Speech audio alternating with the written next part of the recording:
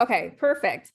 All right. Hopefully everybody's in the right spot. This is best practice IEP meetings using family engagement strategies. We are so excited to be here at OcaliCon Online.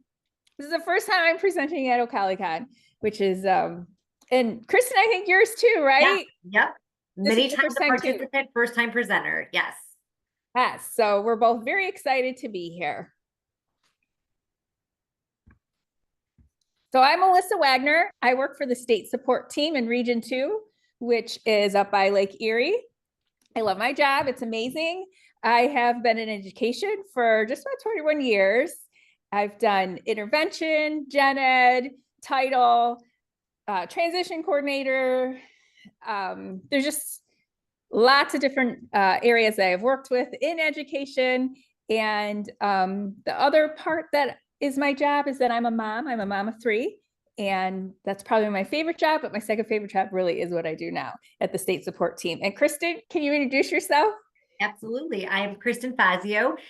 I am the director of State Support Team Region 2. We serve Lorain, Erie, and Huron counties. So we are near, I guess, the coaster capital of the world in Sandusky, real close by. We serve Sandusky, do wonderful things with their district. I was a school psychologist to get started. Prior to being a school psych, as I was working on that degree, I did a stint at the Cleveland Clinic Center for Autism.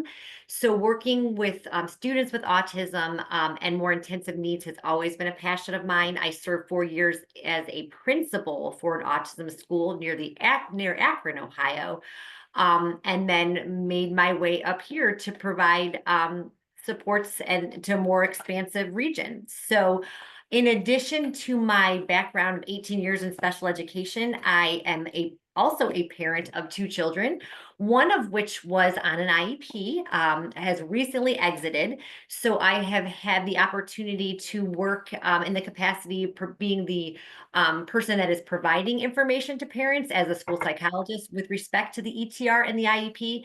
And I've also participated in meetings where I was the recipient of information. And so I feel as though that has lend itself to a lot of useful tips for practical application that we're going to share with you so that you have optimal IEP and ETR meetings moving forward in all of your respective roles. Since I see we kind of have the gamut here. We have representation from parents, it looks like. We have special educators and related service providers. So hopefully there'll be something for everyone to take away.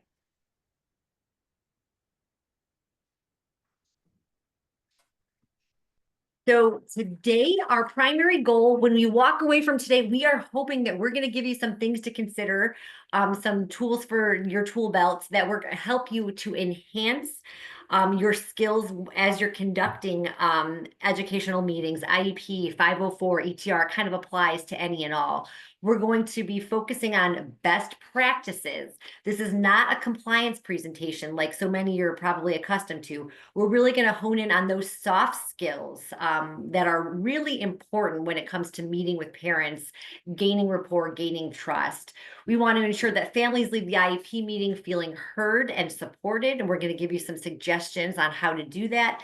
And we want to assure that we are establishing a practice where all team members feel that their voice is heard, they're feeling that they understand the intent and the purpose of the reason that we are meeting to discuss their student, their child. So we do want this to be interactive as much as you can. If you're on your computer, if you're on your phone, we understand. So we're going to be using what's called the chat waterfall technique.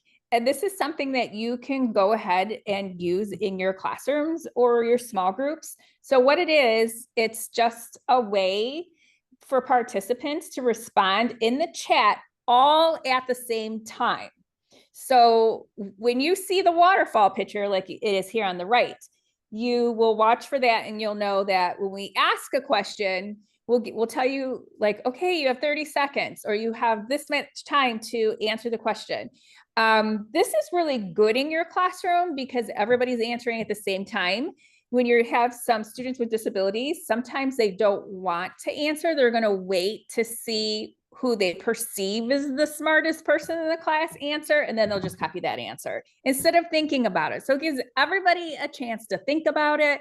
You could also use a timer. If you say, okay, I'm going to do this and you get 1 minute or you get 30 seconds, you could use a timer so that your students could see that. You could use music, either slowing down or speeding up, whatever, you know, your students best and how it would best fit in the classroom. But this is a virtual technique, or a technique if you're on your computers, that kind of helps. It helps them think about what you're talking about. And it's a quick way for you to see their answers, not their copied answers from their friends, but their answers. So when you see this little picture, and we'll give you a question, and then we'll say, all right, in 15 minutes, or minutes, sorry, seconds, we're going to count down. We're going to go 3, 2, 1, answer. Everybody answers at the same time. And then it looks like a waterfall. So, and Melissa is our UDL expert for the region. And what I really appreciate is that she incorporates these techniques and strategies into all of her presentations. And it's really beneficial. It's like you're getting, extra bang for your buck. Well, a shout out to Ron Rogers, because this is what I learned from him from the UDL. Like, this is something that I learned from him. Yes. But it does work in your classroom. Anything that when you see things that you like as an adult, then use it, in the classroom. It's just a nice transfer. So let's get started. You ready, Kristen? I'm ready. All right.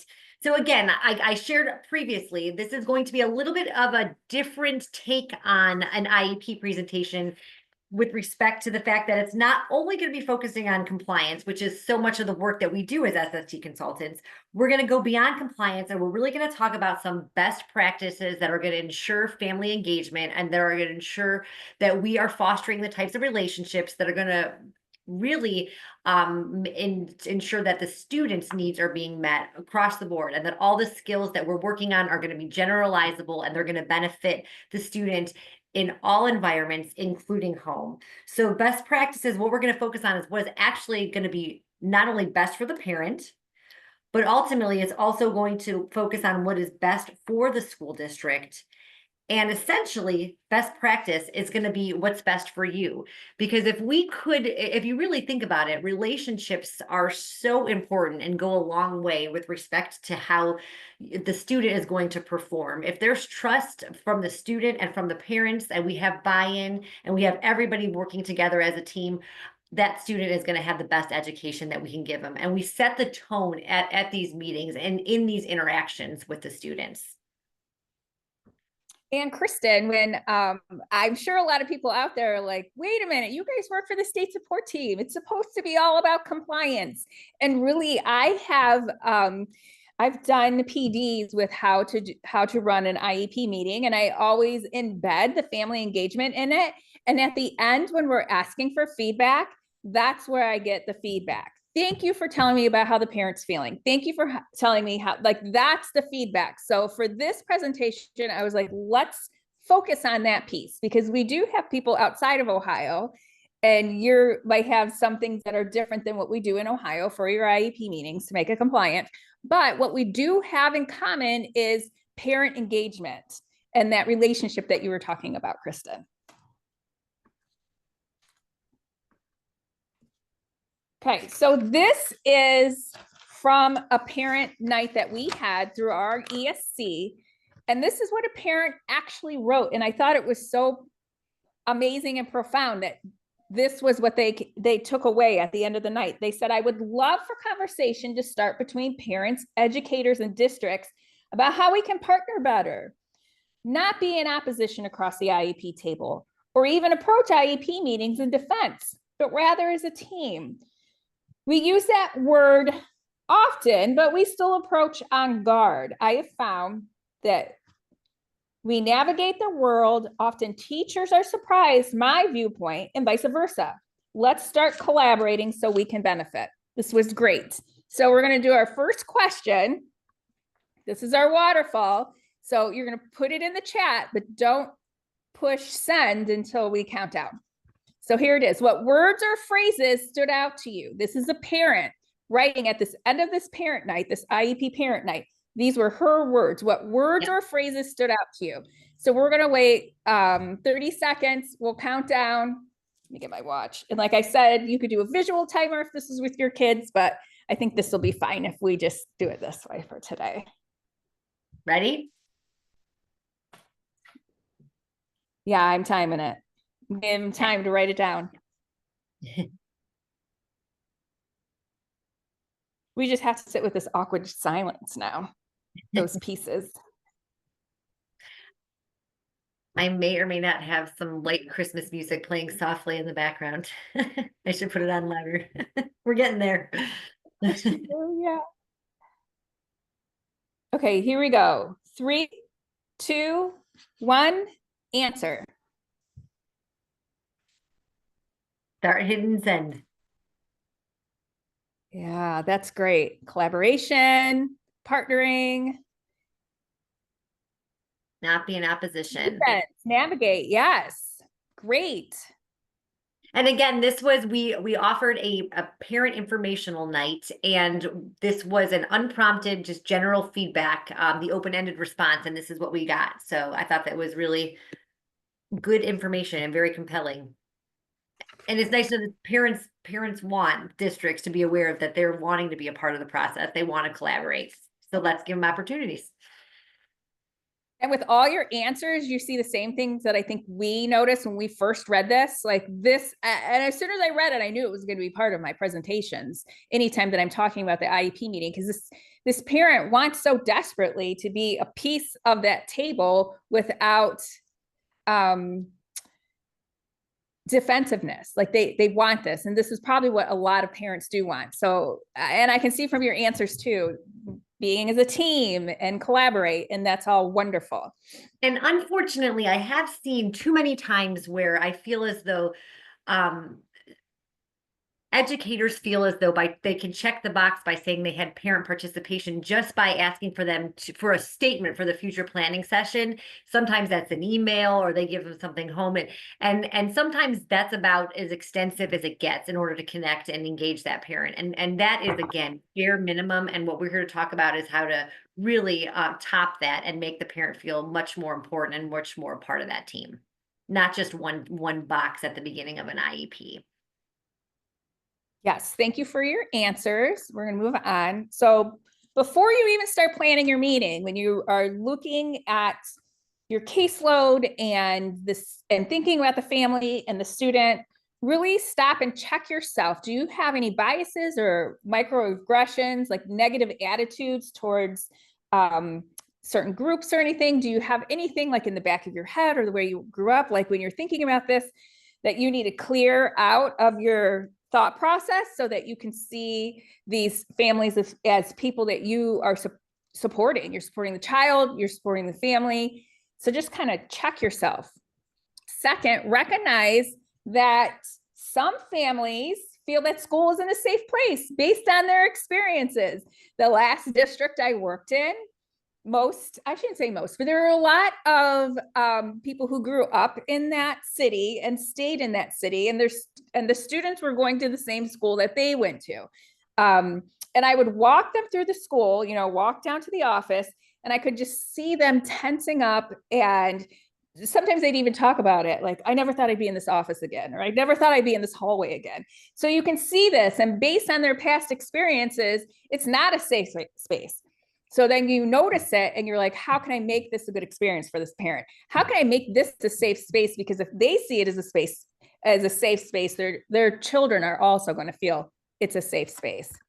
And then lastly, if a meeting didn't go well in the past, take action to prevent disengagement.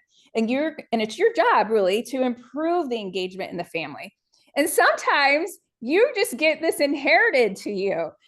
Whoever had them last year, or it could have even been like the building, you're in the middle school and they were in the elementary school, and something happened in the elementary school and they're coming to you, and you're going to find out about it either from the last IS or from the parent, because sometimes the parent wants to let you know right away. But just take that, whatever happened in the past, and make sure that you like triumph over that you can make it a better place for them. So the IEP meeting, parent engagement starts for the IEP meeting right with the parent invitation before you're even. Thank you. Oh, we're getting good. I don't know if you can see the chats. We're getting good Yes, feedback on yes, that. yes. Jason was to have a relationship. Yes. Essential. Yes, yes. And it really is. So you're starting this IEP meeting even with the invitation. Before anything else, the invitation is starting this IEP meeting. So, here we go. All right. Okay, this is yours, Kristen. We got another waterfall. Oh, we got a waterfall coming up. Okay, so this table here that we provided you informs you on kind of a proper etiquette as to when to send a party invitation. Okay, and it goes through dinner parties and bridal and baby showers, all the way down to a wedding in terms of how much advance notice are we providing people. So our question is, how many weeks ahead would you send a legal document, such as an IEP? Or an invitation to an IEP. Do we have our waterfall coming up, Melissa? Yeah, so this is the waterfall. So what you're going to do is you go like last time. I would say, let's just do 15 seconds this time because everybody will know this. So Yes. go ahead and put in your answer and I'll count it down. How many weeks ahead are we sending out these documents? IEPs and invitations to IEPs.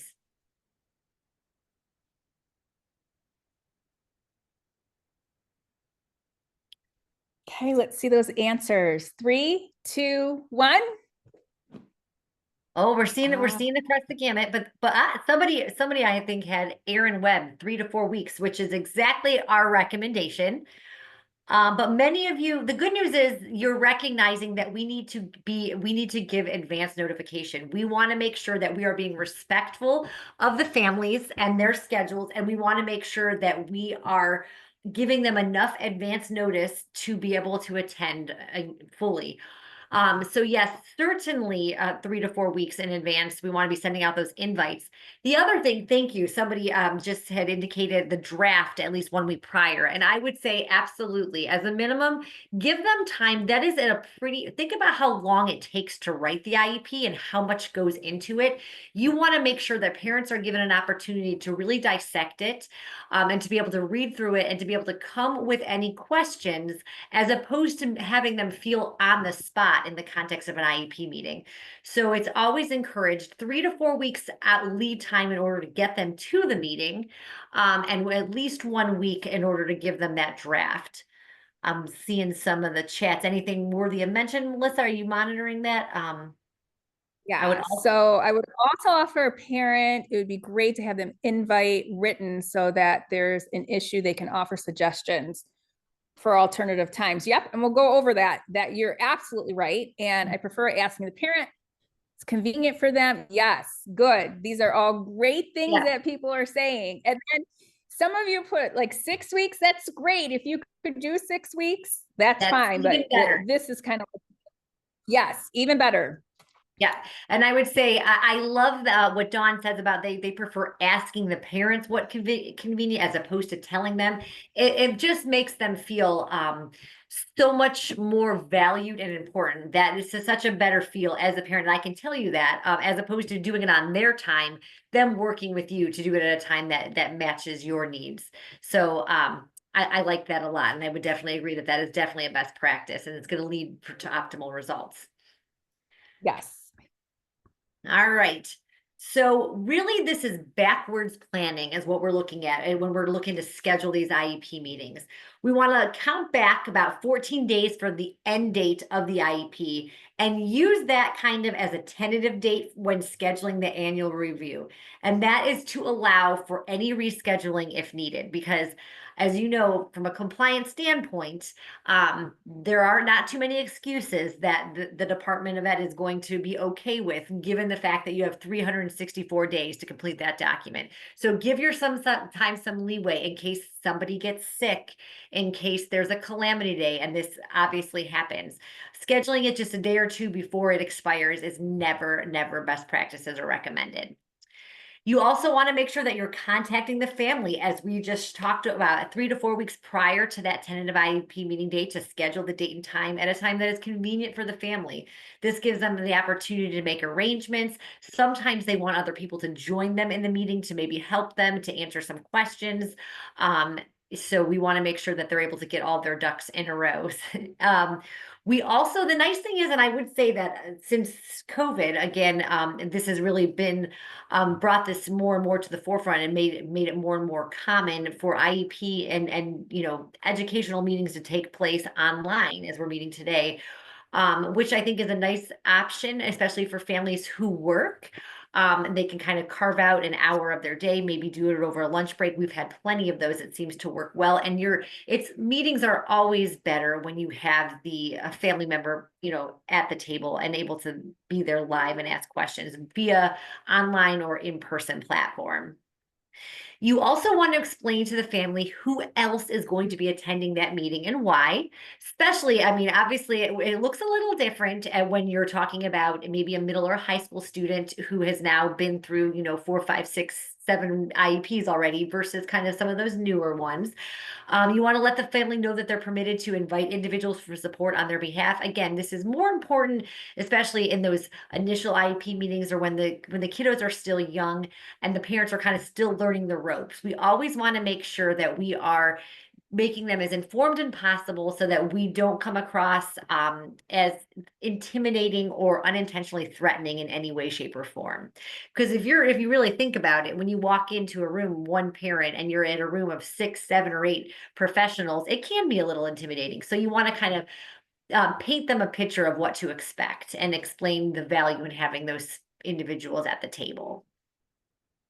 And Kristen, even when you are explaining who's at the table, when I was an intervention specialist, sometimes the parent would ask me, why did you invite the principal? Why is the principal coming? Because maybe there was some discipline issues or they've just had to deal with the principal and they were, why would you have them come to this meeting? This is about me and you and my kid. This isn't about, and then you have that opportunity to say, well, the principal has, control over the fiscal responsibility and there's things that the principal does and it's a district rep, and just explaining it to them so they don't feel like they have to be on guard, like it's going to be a behavior conference. It's not, but that gives you that opportunity to talk to the parents ahead of time. Yes, I think that's an excellent point to make. I think oftentimes parents do feel when a principal is involved, it's usually for negative purposes or negative consequences. And of course, yeah, I think there's value in that as well.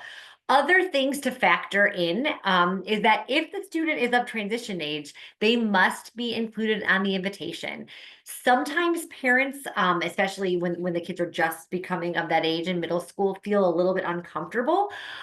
So even talking them through that process and kind of talking about the advantages of having the student seated at the table. And again, similarly, if the student is there, we're going to go through the same types of provisions to make sure that they are aware of what to expect. And we're going to kind of prep them for the meeting as well so that they do not feel intimidated, because adults feel intimidated in these situations. Imagine how a student would feel, right? So we want to make sure that conversations are had in advance by the teachers that are familiar with the student to kind of acclimate them to the process. If any outside agency is to be invited, they also should be they must be included on the invitation, and the parents need to give permission for those agencies to attend. Something to keep in mind. They're in the driver's seat always. If you're planning on discussing a change of placement with the IEP team, or even a student schedule change, it is a good idea to invite the school counselor, who has a lot of control over that and can help make those changes. And you also want to ensure that you're keeping accurate documentation of the attempts to obtain parent participation. Again, we're hoping that if we're giving that advance notice and we're reaching out to the parents, 4 weeks in advance, we're going to increase the likelihood of having them there. But we do want to make sure that we are documenting all of those attempts in the off chance that they don't end up participating, that we have ourselves covered. Of course, we have to have little compliance things feathered in here because that's what we do. Just who we are. Yes. And then again, when we're talking about contacting the parents, hopefully as you kind of get to know your parents, many of them have preferred methods for communication. I feel like any more texts are the way to go, but not for everyone. I mean, again, and it may also not be the parents who are the guardians. So keep in mind, there are a handful of students that we see who are maybe living with grandparents who aren't as tech savvy. So sometimes that phone call goes a long way. Email, I often find that sending hard copies in students' book bags can be a nice reminder if all else fails. So again, you kind of get to know your students and your families and try to always communicate them in multiple methods until you find which one is the most effective and gets you the results that you're looking for. And we have another question, Oh, yes, we do. just out of Yes, we do. curiosity. Yes, we're wanting to hear, for those of you who are participating today, what have you found to be the best way to communicate with your families? What gets the best and fastest responses out of the ones we just shared on the screen?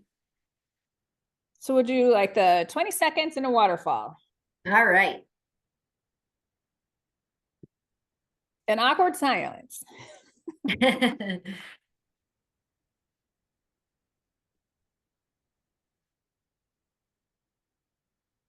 Okay, 3, 2, 1, answer.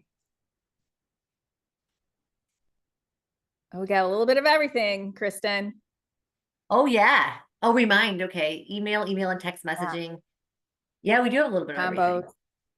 Ah, okay, good. Yep. Yeah. Email and text has probably been the best results that I have seen as of late. So other considerations from the Iris Center for the IEP meeting, and this is kind of some more best practice recommendations in order to facilitate a effective, productive meeting, would be consider the scheduling needs of the child's parents, which of course I hope we've already emphasized, and that's incredibly important to do. Securing a distraction-free meeting space. This is another consideration, just to think about. Oftentimes, space is at a premium in many of the buildings that we are working in, but we want to assure that the parents can be fully attuned to what is going on. There's a lot of important information that we're disseminating at that meeting, and we want to try to minimize distraction. So if we're near a copier where people are continually in and out, that's not conducive for a good meeting, and it's going to make for a meeting that almost shows that they're not a priority. It can make them feel a little bit like you didn't go out of your way to make sure that their needs were met during that meeting. We do not want to do that. You also have to be sure that you have a sign language interpreter or translator there if that is a need, if we're working with an EL student. Um, you also want to consider the team's physical needs, sufficient seating, know who you're working with. Obviously, if there are any needs of the parents, we want to make sure that we're also making sure that we've addressed those in terms of proper seating. If there's a hearing issue or just even physical arrangement, just based on any needs of the parents, which hopefully we are aware of in advance so that we could accommodate. We also want to make sure parents know where to go. Schools are busy places, especially depending on time of day. There's a lot of people in and out, hustle bustle. So I always, when I was making calls with school psychologists, was very specific, even sharing the name of the secretary or the receptionist who was going to receive them so they knew who to look for and who can direct them and help them get them to where they needed to be. That definitely made for an optimal first impression. Yes. So our IEP team formation and team participation, invite the district IEP team members. Make sure you have a qualified team for the meeting.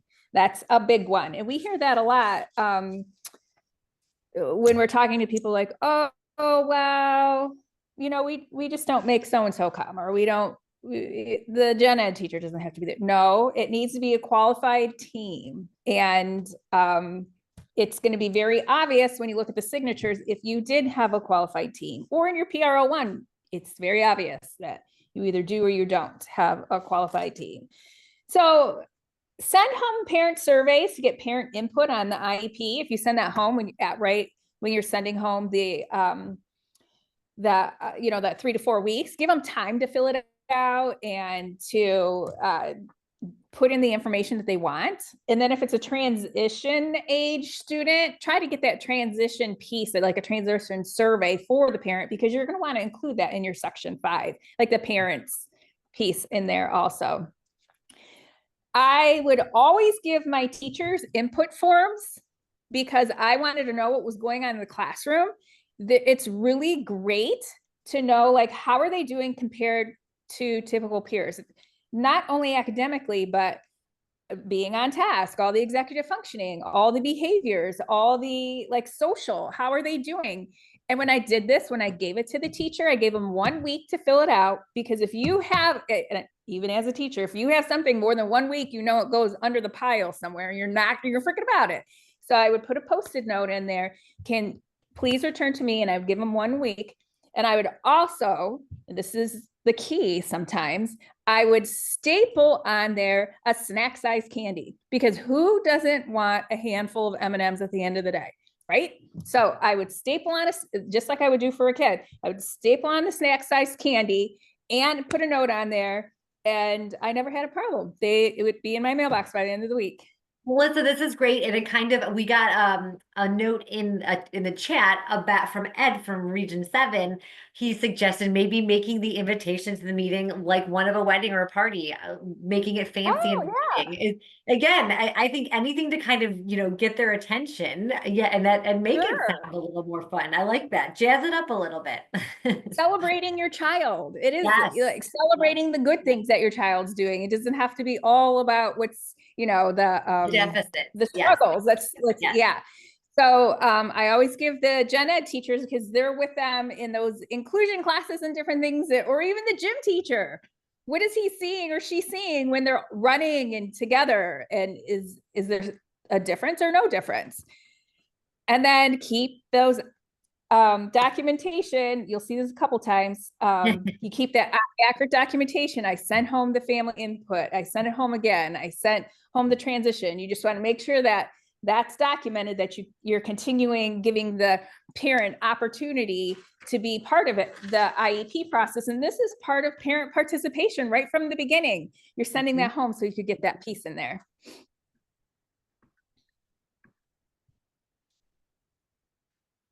Okay, we've got another waterfall.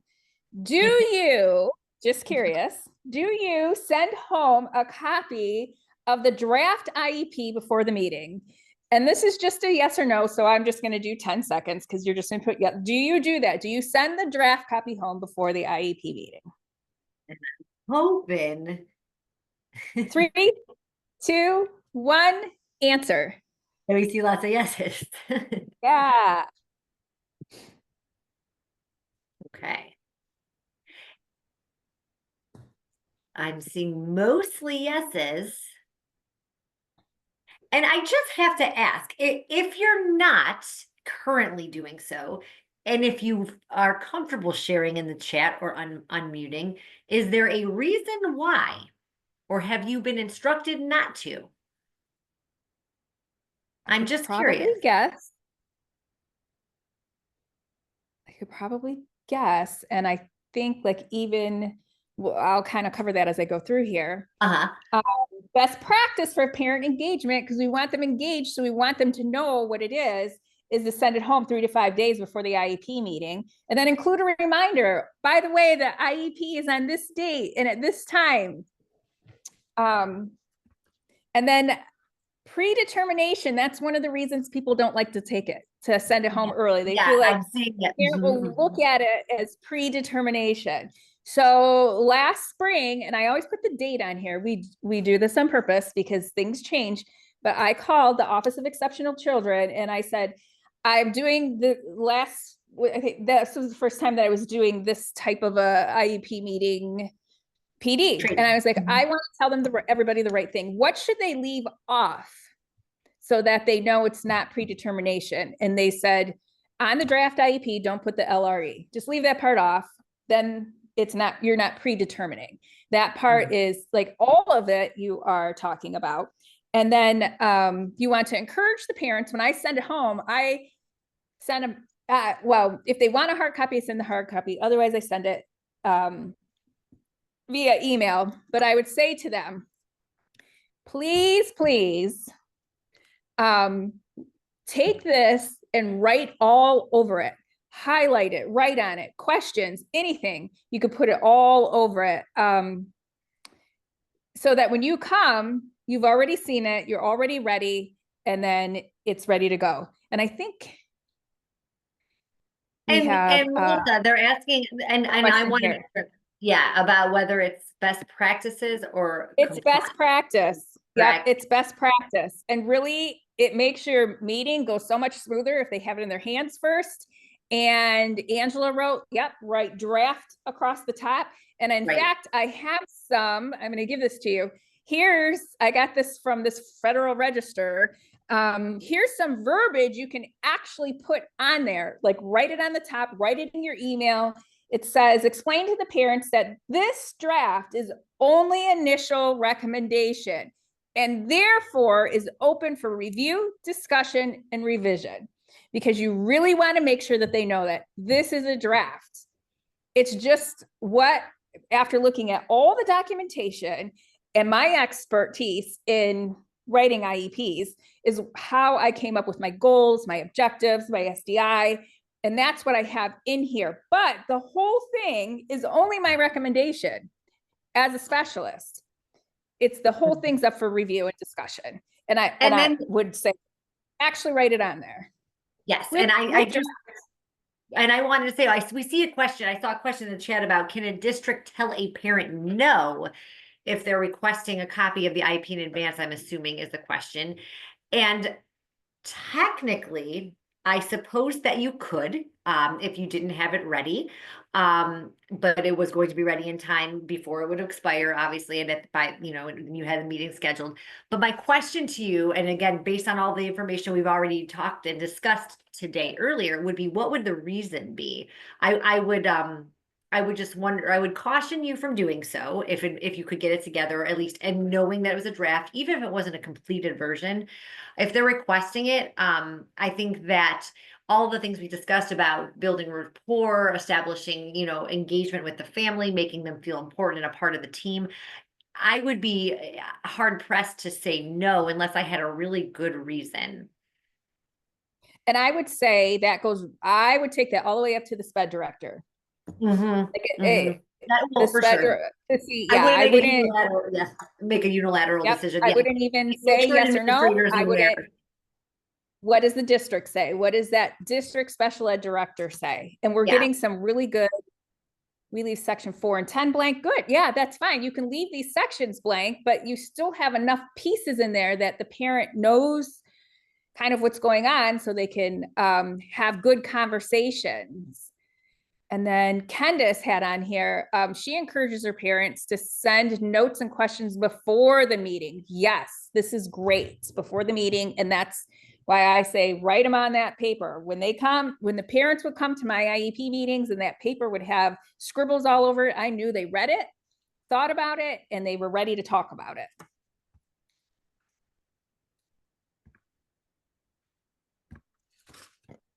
Okay, so 3 to 5 days before the IEP meeting, send your IEP team a copy of the draft, because they also should be able to have intelligent conversation at the table about what's going on.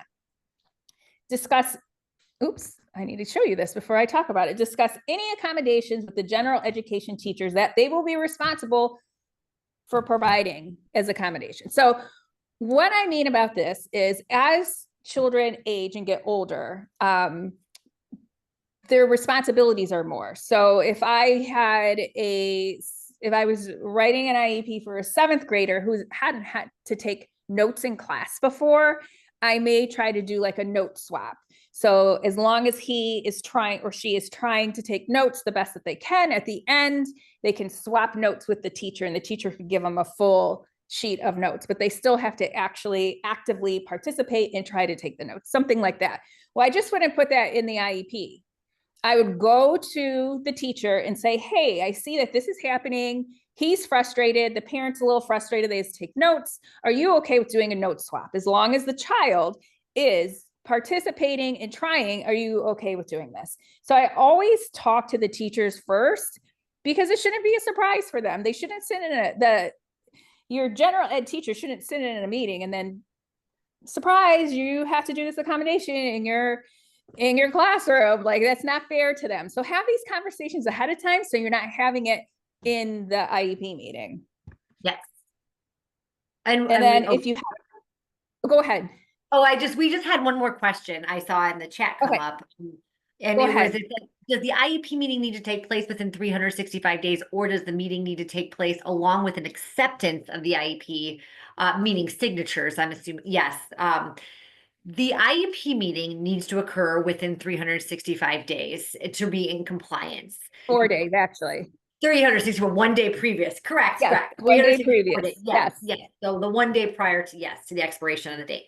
However, the signatures, now the hope is by having all this dialogue, engaging the families well in advance, having them have a copy of the IEP in order to come prepared with the right questions to ask, the more that you can do in terms of relationally and engaging the family and getting feedback prior to the meeting, the more likely and more inclined you are to get a signature at that meeting. However, I understand dissension could take place and there are extenuating circumstances. So in that case, you would be in compliance if you met within 364 days of the IEP, but you would not implement the new IEP goals and objectives until you have obtained a signature from the parent at that point. And hopefully you would also be including all of that in a prior written notice that outlines that you had the meeting and the exact circumstances in which was leading to the delay in the parents signing the new IEP. On the initial, Correct. you have to have their signature, but on a renewal, you can start, you have everybody, you start the IEP, and then you do everything you can to come together to decide what the piece is that the parent doesn't like, but you have to continue with the new one. Even with, if it's on the first one, you have to have parent signature. Correct. So Correct. It's a little different. Yeah. So anyways, okay. So we're still before the meeting. Contact the parent and remind them of the meeting. Ask them if they have any questions, because sometimes it's easier if they're going to just talk to you one-on-one than to sit in front of a whole team. So you can kind of like talk to them about some pieces that they might be more comfortable with you than everyone. Have hard copies of the IEP draft ready. You want them for anybody who doesn't have access to the IEP online. So your gen ed, sometimes the principal just wants a copy, or you want a fresh copy for the parent. Just have several copies there. I always have a hard copy of procedural rights to give to the parent. Usually they don't want the hard copy. When I send home the draft, I would send home a virtual procedural rights at the same time. So they got it at the same time, but I always have that hard copy. And then I always, oops, I'm not showing this to you. Sorry. Have a hard copy. And then I always print out an excusal form and have that ready. I have it like in my notebook, my IEP binder, or whatever you have that you have, because if there's an emergency and someone can't be there, let's say it's the gen ed teacher, comes in and is like, my babysitter, for whatever reason, and I have to leave, and I couldn't get another member to come, like another gen ed teacher to take my place, I gotta go. That's up to the parent whether you have that meeting or not. And if you have that refusal form already printed out, you can get the signature and move on. You're not like taking up any more time. But this is a way that if you have it ready, I always had it in my binder just in case I needed it. Okay, so how accurate do you think this cartoon is? This isn't a waterfall question. This is just for you to look at and think about.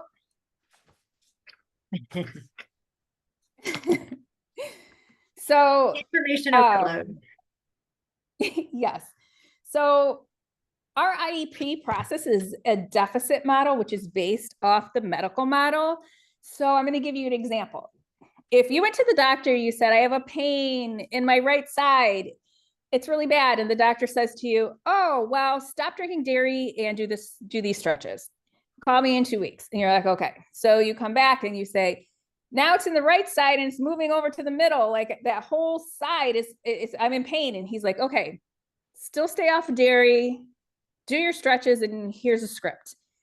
Call me in a couple weeks. So in a couple weeks, you're like, okay, now it's on the right side and the left side and the middle. I'm just in a lot of pain. I've been taking the medicine. I'm not having any dairy and I'm doing the stretches, but I'm still in awful pain. And the doctor would say, okay, we have enough, data here. I'm going to send you to an MRI, which is a specialist. So you have to go to somebody else, so the specialist, and have this diagnostic test. And then after the test, they'll say, oh, well, you have whatever's wrong. And now you have to go to this other specialist and they're going to make a plan for you. You get nervous about it. It's nerve wracking. And also, when did you want it to stop? When did you want it to be this problem to be taken care of? The first time, right? The first time you went to the doctor, you were hoping that it would just be taken care of. Like all you had to do is cut out dairy, do your stretches, and you will be good, right? So that's what it's like for the parents for this IEP process. So think about how they're feeling. They get a call from the teacher. Hey, Joey's falling behind on, let's say, reading, because literacy is everywhere. Joey's falling behind on his reading. What I'd like to do is I'm going to work with him in a small group and do some chunking of assignments, and we'll see if he catches up. And then the parent gets the next phone call, and the phone call is, hey, we're still having problems. He's falling even further behind. He's still not catching on even with small groups. So what I'm going to do is refer him to tier 2. He's going to get some reading intervention, and we're just going to see if maybe this is all he needs, like this reading intervention. So the parents like, okay, let's do this. And then maybe like the end of the year or however long your MTSS process is, the parent gets another call and they say, he's still falling further behind. Because of the data we have, we're going to have to refer him for an ETR, which is his diagnostic test, right? A specialist is coming in to test him. Then whatever they find, like there is a reading problem, there is a deficiency here with the reading, they'll say, okay, now you're going to go to another specialist. This intervention specialist is going to make a plan for you. This is all the same way when you had anything going on medical, the same thing that this parent is feeling. And when did the parent want it to get better?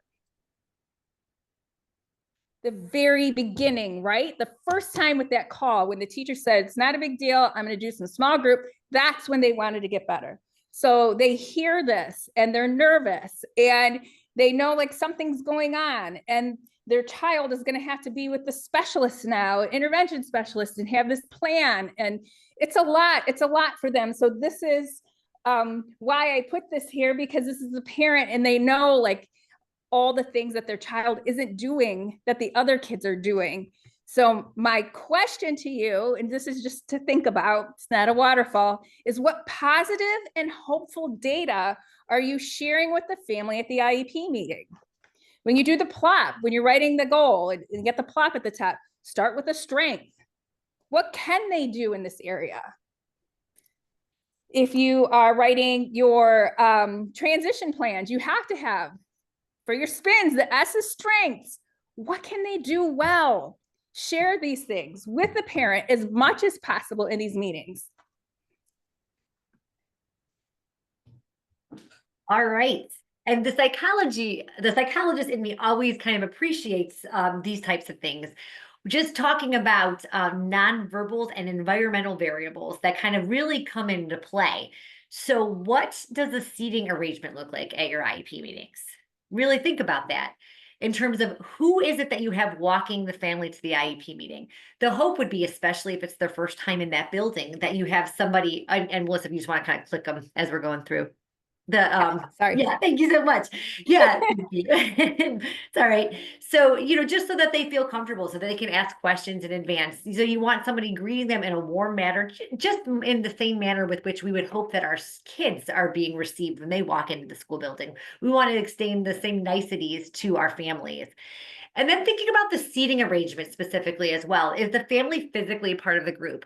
One of the worst things I would definitely advise against is when you have, 5 or 6 or 7 of the staff, from the building, the representative, the IEP team members, district reps on one side, and then you have on the other side, the opposing side of the table, the spots for the parents to see. It makes them feel a divide, that they're not necessarily a part of the team, even just from the way with which you have them situated within the building. It does create kind of a context and it makes them feel welcomed or maybe unwelcomed. What are you doing to ensure that the family feels comfortable enough to speak up in the meeting? Are we making good eye contact? Are we speaking slowly? Are we asking questions and checking in for their comprehension along the way?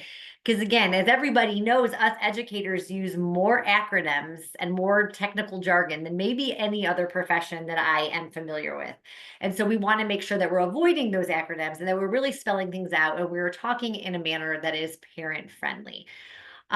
Who is sitting next to the family to kind of help guide them through the IEP and to keep a watch on them to make sure that they're understanding and that they're following along? Usually that should be somebody that they're most familiar with, have had the most contact with, be it the principal or the intervention specialist, just to make sure that they kind of have someone they can point to and turn to if they have a question to kind of help and assist.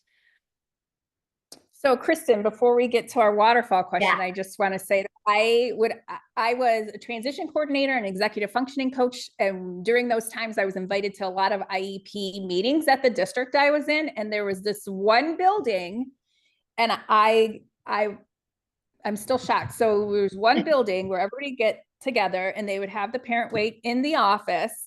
And she or he, the principal, would say, call the parent down. And the parent would walk in to a room very similar to this.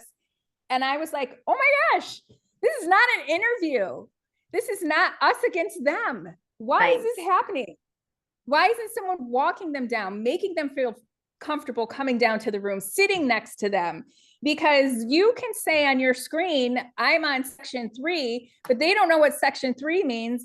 They're looking at page numbers on a hard copy. So you need someone sitting there saying, this is section 3, this is where we are, like helping, like this And is these my are kind of heart. things, And these are things, things were to kind of, happening.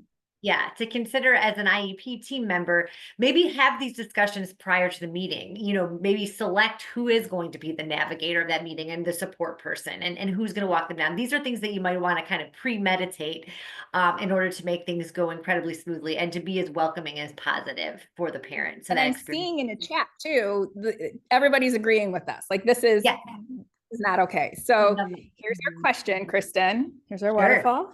Yes. In one word, how do you think the family would feel if each person on the IEP team introduced themselves at the beginning of the IEP meeting and told the parents one positive thing about their child?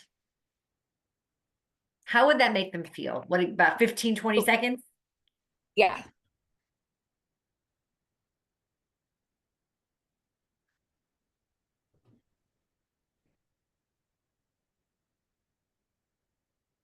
All right. Yeah. Start throwing them on there, guys. Thanks. 3, 2, 1. Okay. Validated, encouraged, calmer. Yes, calmer. That's great. Happy, seen, relieved. They've seen, yes. Yeah. These are all great. This is great. Mm-hmm.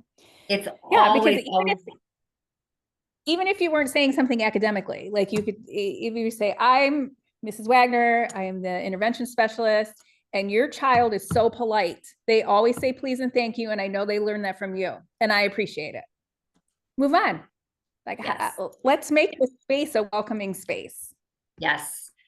Instant relaxation when you can start it off on a positive note. Just definitely remember that. Always start with the positives. We're going to go a little quicker through these, Kristen, because I'm looking at the time. We thought we were going to be short. All right. So it's IEP meeting time. First and foremost, start on time. Let's show the families that we respect their time. If they're there, let's get things started. Hopefully the entire team has already been kind of brought together and are seated and prepared for those parents at arrival time, not looking around scurrying at the last minute to pull people out of class. That's not a good first impression. Again, as we talked about, the importance of beginning with a positive statement about the student can't be emphasized enough. You will instantly put those parents at ease who, regardless of how many times you've been through an IEP meeting, it's a little bit of a threatening, intimidating situation. Your student, you're there because your child is struggling in some way, shape, or form. So kind of take the edge off with something positive and really important. Introduce all team members. Make sure to include the parent. And it is important to call the parents by their name. If we're referring to all the teachers as Mrs. Wagner and Mrs. Fazio and Mr. Smith, we don't want to just, and mom and dad, we want to give them the same recognition and the same level of respect that we're treating the rest of the team. Put them on a level playing field. Remind the IEP team that they're reviewing a draft of the IEP and revisions can be made throughout the meeting. Again, that it's a working document and it is not completed until we've heard from everyone and everyone's information has been incorporated. Use everyday language that parents will understand. Again, we talked about, using those acronyms and educational jargon that could be, very confusing, if nothing else. Briefly explain each section and their purpose. Do not assume that family understands the format of the IEP. Even if they've been through it a few times, we all know how frequently those IEP forms change and the changes that are made. So kind of just take a few seconds to walk through the sections and describe the implications of each different section. So All be right. aware. Oh, go ahead. Sorry. You, Melissa, all you.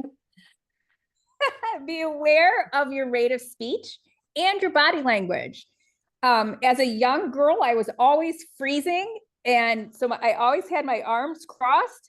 And that is not a good pose to be in the classroom or in a meeting because it's very closed off. But I was freezing. I should have just put a sweater on so I could be more open. So just be aware. Use students' graphs and charts whenever available. If you are progress monitoring and you have a chart that you could put in front of them, the visuals are great. Use them at any time. Or your map testing gives you visuals. A lot of district testing, you could pull up charts and graphs, and this just helps the parents see it visually. Point out student strengths whenever possible during the IEP. And if you have them in your plop, you're already ready to go. Beware of information overload. Like Kristen was saying too, this is new. And when you're, for some parents, then you end up getting transition plans and then there's just always something. So beware, watch your parents. Take breaks if you need to take a break with them. Include transition age youth in the conversation about the IEP, especially the transition plan. They can start being an active participant in the IEP. When you get the signature page, anytime you have to sign something, you kind of feel like you're signing your life away, I would stop and say, this is a living document. It can be changed at any time it needs to be, whether it's the school coming to you and asking you and telling you, like, we really want to, he already met his goal, we need to put a new goal in there. Or if it's the parent coming to you and saying, I really feel like he's struggling at this part, can we reconvene? Yes, but let them know. And I would say it is a minute until ending time. The last slides were just about kind of concluding the IEP meeting. But I do want to if there are any questions or any reactions to anything we covered, I just want to give a minute to anybody to ask them now and to take the time to thank you for attending today and for your participation. That's made it really helpful and interactive. Yes. Thank you so much for coming. I really appreciate it. And my friends, I see a lot of friends on here. Thank you for coming. And just remember, sitting with those parents, and they're your partner. They know the kid best.